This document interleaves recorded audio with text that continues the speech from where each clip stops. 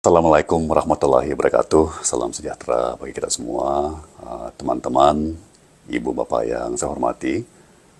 Kemarin kita sudah sampai pada tahapan pemilu, yaitu keputusan Mahkamah Konstitusi atas Pilpres 2024. Dan sebagaimana sudah disampaikan oleh Pak Anies dan Pak Muhaimin dalam pernyataan resmi kemarin, ini adalah akhir daripada proses Pilpres 2024.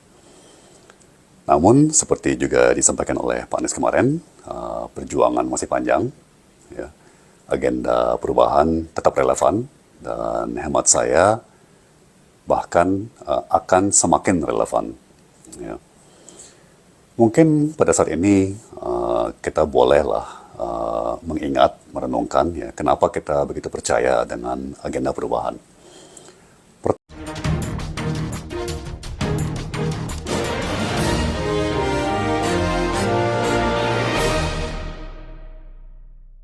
Selamat pagi para netizen dimanapun kita berada, salam inspirasi bagi kita semua. Nih, Tom Lembong pilih setia di Gerakan Perubahan. Saya satu paket dengan Anies Baswedan. Wah. Ini luar biasa begitu kan. Ya benar-benar setia mereka. Artinya apa? Artinya mereka tidak tergoda ya sana sini untuk mencari jabatan. Saya kira ini bagus ya untuk memperjuangkan perubahan. Walaupun nantinya menjadi oposisi ya di situ begitu juga posisinya sama-sama terhormat memberikan atau mengontrol kebijakan-kebijakan yang ada. Saya kira apa yang disampaikan Tom Lembong ini benar-benar setia katanya begitu kan bersama dengan koalisi perubahan, artinya dengan bersama dengan Anies Baswedan. Nah, melalui pernyataan ini saya kira sangat langkah dari Tom Lembong ini langkah yang sangat luar biasa yang diambil. Mereka tidak tergoda pada jabatan-jabatan yang ada selama ini. Mungkin salah satunya, bukan tidak mungkin, Tom Lembong akan akan diajak untuk bergabung sana sini, tapi mereka tetap bersama koalisi perubahan. Mungkin salah satunya tidak ingin mengkhianati ya para pendukung-pendukung Anies Baswedan dan sebagainya begitu kan. Bukan soal masalah jabatan yang ia cari begitu, soal ini, soal itu dan sebagainya. Tapi soal bagaimana demokrasi itu benar-benar diterapkan atau ditegakkan. Saya kira Tom Lembong sebagai orang yang nasionalis ya, ini butuh keberanian yang untuk menunjukkan bagaimana Tom Lembong ya yang sebenarnya untuk bersama-sama di situ. Koalisi perubahan saya kira ini sangat baik begitu kan. Bahkan Tom Lembong pilih setia Gerakan Perubahan, saya satu paket dengan Anies Baswedan. Bahkan ya next boleh kali ya Pak jadi cawapres ya. Ini banyak sekali komentar-komentar netizen. Saya bacakan satu persatu ya.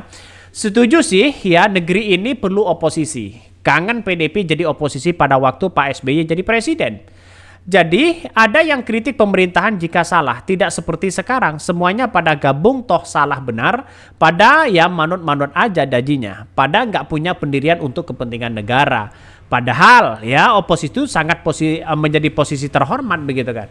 Bagaimana posisi itu bisa sukses? Tirulah PDP. Mengapa saya katakan seperti itu? 10 tahun mereka, sejak tahun 2010 mereka menjadi oposisi ya ketika Pak SBY berkuasa.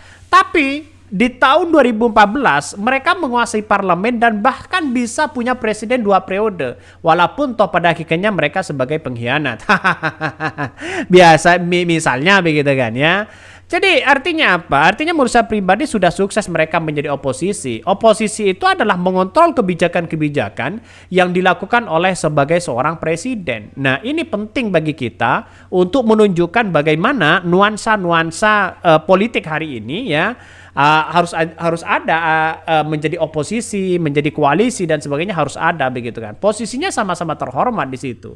Maka ya ini alhamdulillah dalam situasi apapun keteguhan jiwa adalah sesuatu yang sangat penting. Manusia harus punya prinsip tidak mudah goyah dan godaan duniawi. Mantap Pak, di belakang Bapak masih ada jutaan rakyat Indonesia yang masih setia bersama Gerakan Perubahan dalam rangka mengawasi jalan pemerintahan ini ke arah yang lebih baik. Betul begitu kan? Saya kira tidak hanya pemerintah, tidak hanya parpol yang kemudian harus ada oposisi dan koalisi.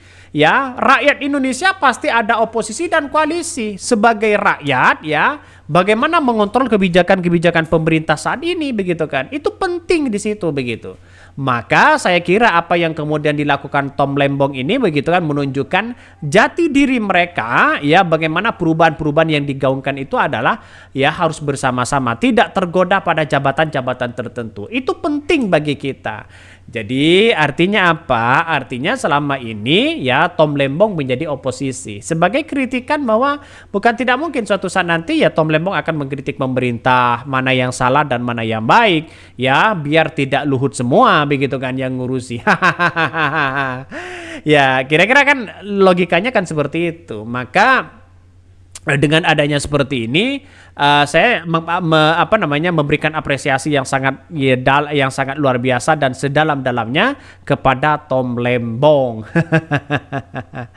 Mari kita baca ini. Tom Lembong pilih setia di Gerakan Perubahan, saya satu paket dengan Anies Baswedan. Artinya mereka tidak akan keluar ya dengan Anies Baswedan. Bisa saja kalau Anies Baswedan menjadi calon gubernur DKI Jakarta, pasti yang bantu di sini adalah seorang Tom Lembong begitu kan. Ini perlu diapresiasi yang setinggi-tingginya kepada siapapun di situ begitu. Maka sejak awal saya katakan bahwa apa yang terjadi selama ini kepada siapapun begitu kan, ini harus benar-benar ada nuansa-nuansa yang kemudian lakukan begitu kan. Mari kita baca ini ya. Thomas ya Trikasih Lembong atau yang dikenal sebagai Tom Lembong memilih tetap setia bersama Anies Baswedan walaupun di Pilpres 2024 Anies berpasangan dengan Muhaimin Iskandar ya kalah. Bahkan Tom Lembong mengatakan pasca putusan Mahkamah Konstitusi atau MK maka segala aktivitas Pilpres juga ya telah berakhir. Tom adalah kapten tim nasional Amin, dia juga ikut aktif dalam berbagai aktivitas kampanye yang mengusung ide perubahan tersebut. Meskipun Pilpres telah selesai, tetapi dia sependapat dengan Anies kalau gerakan perubahan tetap ya akan terus berlanjut. Bahkan ex-kepala Badan Koordinasi Penanganan Modal BKPM era Presiden Jokowi itu melihat gerakan perubahan semakin relevan. Wow ya. Bisa saja mereka berduet. Ya berduet untuk bangsa dan negara. Kira-kira apa sih yang harus kita lakukan ke depan begitu kan? Karena dengan Prabowo sudah punya full begitu kan mereka jabatan-jabatan mereka begitu kan ya, yang kemudian masuk ke koalisi Prabowo mereka saya kira sudah banyak di situ ya. Satunya dorong sana sini, satunya ingin jadi menteri ini, ingin jadi menteri itu dan sebagainya ya.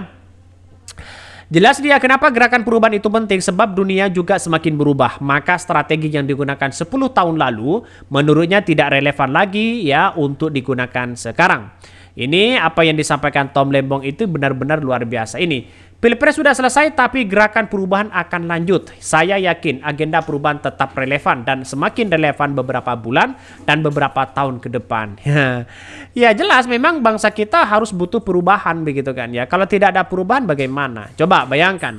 Di negara-negara lain ya terobosan-terobosan perubahan baru itu sangat luar biasa loh begitu kan ya. Bahkan terobosan baru sehingga bagaimana memajukan bangsa dan negara. Dan itu poin penting di situ begitu. Maka saya katakan sejak awal bahwa Tom Lembong ini dikenalkan sebagai pengusaha satu sisi, mereka juga bagaimana mewarnai demokrasi kepada bangsa kita. Artinya dengan keterlibatan seorang Tom Lembong ya di tubuh koalisi Anies Baswedan pada waktu itu, walaupun mereka kalah, tapi kontribusi besar dari Tom Lembong sangat mewarnai bagaimana demokrasi ke depan.